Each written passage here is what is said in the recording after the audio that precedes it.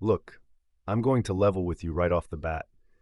I like a lot of what Donald Trump does. I've said it before on this channel, and I'll say it again. I like the America First energy.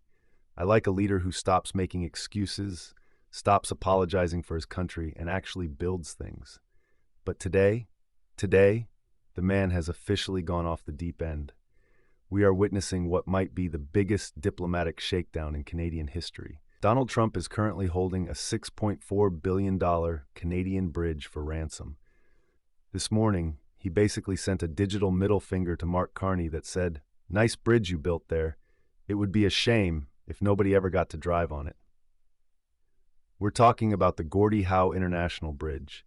It's 99% finished. It was paid for by your tax dollars, not American ones, and Trump is threatening to lock the gates before the first truck even crosses. Let's get into the absolute disaster this is for every Canadian, and why our leadership in Ottawa is currently standing there like deer in the headlights. It all started with a late-night 299-word rant on Truth Social. Trump called the entire project an outrage. He claimed that Barack Obama stupidly gave Canada a waiver to build it, and that Canada has treated the U.S. unfairly for decades. Now, usually, you take his rants with a grain of salt, but this one is different. He's demanding that the U.S. be fully compensated for, well, he didn't exactly say what. But the demand is clear. He wants the United States to own half of the bridge for free. Think about the sheer audacity of that for a second. Imagine you pay for the house, you hire the contractors, you buy the materials, and you build the damn thing on your own property. Then your neighbor stands at the edge of your driveway and says he owns your kitchen now, or he's putting up a barricade so you can't get to work. It's not a negotiation, it's a mugging in broad daylight. And the worst part? He's doing it because he knows Mark Carney doesn't have the stones to push back. But then, the rant took a turn into the twilight zone. Trump didn't just stop at trade and steel. He went after our national soul. He made a claim so bizarre it sounds like something out of a bad comedy sketch. He said that if Mark Carney continues with his trade deal with China, the CCP will, and I am quoting him word for word here, terminate all ice hockey being played in Canada. He literally said they would permanently eliminate the Stanley Cup. I mean, come on. Does he think the Chinese Communist Party is going to send agents to every community rink in Ontario and confiscate the skates? Does he think Xi Jinping is personally going to melt down the Stanley Cup into EV batteries? This is what I mean by the deep end. When you start claiming that a trade deal over electric vehicles is going to end hockey, you lose the plot. It makes it impossible for even his supporters here in Canada to defend him because it sounds like a fever dream. It's a scare tactic aimed at the most emotional part of the Canadian identity, but it's based on absolutely zero reality. One of Trump's biggest gripes in this post was that the bridge was built with virtually no U.S. content. He's framing this as Canada stealing American jobs. But let's look at the actual facts, because facts still matter. Windsor Mayor Drew Dilkens had to come out today and set the record straight. American steel was used. Michigan union workers were hired. In fact, thousands of them have been on that site for years. Even more insane, Canada even reimbursed the state of Michigan over $54 million for land acquisition and utility moves. We didn't just pay for our side, we paid for their side too. We footed the bill for the Michigan interchange. And here is the real kicker. We played by the rules set back in 2012 and 2018. Those were rules in place while Trump was actually in the Oval Office the first time. He signed off on the progress. Why is he changing the tune now? It's simple. He sees a weak leader in Ottawa, and he knows he can squeeze us for a better deal on the CUSMA review coming up this summer. Now, we have to talk about why Trump is actually triggered. This isn't just about a bridge, it's about Mark Carney's pivot to Beijing. Just weeks ago, Carney was in China, shaking hands and trying to reset our trade relationship. He reached a deal to allow 49,000 Chinese EVs into Canada with only a 6% tariff, in exchange for China dropping duties on our canola and peas. To Trump, that looks like a backdoor. His Treasury Secretary, Scott Bessent, has been very clear. They won't let Canada become a port for cheap Chinese goods to flood the U.S. market. Trump sees Carney as a globalist banker who is trying to play both sides. While Carney is trying to diversify our trade, Trump is trying to build a fortress. And unfortunately, the Gordie Howe Bridge, named after a legend who played in both countries, is the first casualty of that trade war. Carney is playing chess with a guy who likes to flip the table over. Let's bring this home to your wallet.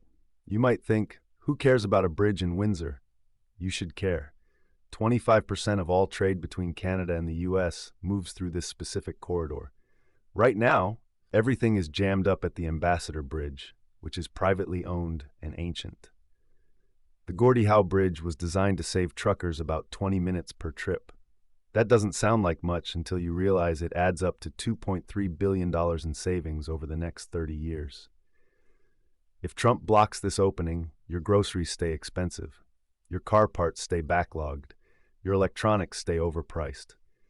This isn't a high-level political spat. It's a direct tax on your dinner table because two leaders are having a measuring contest. Every day that bridge stays empty is a day that inflation stays high in your local Sobeys or Loblaws. Why is Trump doing this now? Because he knows Ottawa is in shambles. The Liberals have slow-rolled this bridge project for years. It was supposed to be open by now. If Carney and the gang had finished this on time, the bridge would have been open and operational before Trump even took office for his second term. But because of the lazy bureaucracy in Ottawa, the endless consultations, the P3 delays, the red tape, we handed Trump a loaded gun. He is now using our own delays against us. Former MP Brian Mass said it best today, this was only a matter of time. When you show weakness on the global stage, sharks like Trump are going to bite. It's a joke that our $6 billion investment is now a bargaining chip because we couldn't meet a deadline. We are literally paying for our own humiliation. Mark Carney recently stood up in Davos and said Canada would never be part of the United States. He's trying to sound tough for the cameras, but his actions tell a different story. Trump has been calling Canada the 51st state in his rallies. He even joked about fixing the electoral map to include us. And when the President of the United States can effectively veto a Canadian infrastructure project that we fully funded, he's essentially proving his point. Are we still a sovereign nation, or are we just a branch plant for whatever mood the White House is in today? This is the crossroads for Canada in 2026. We are paying the bills, but we aren't calling the shots. We've become a nation of managers who forgot how to be owners. It's embarrassing. This is where I stand.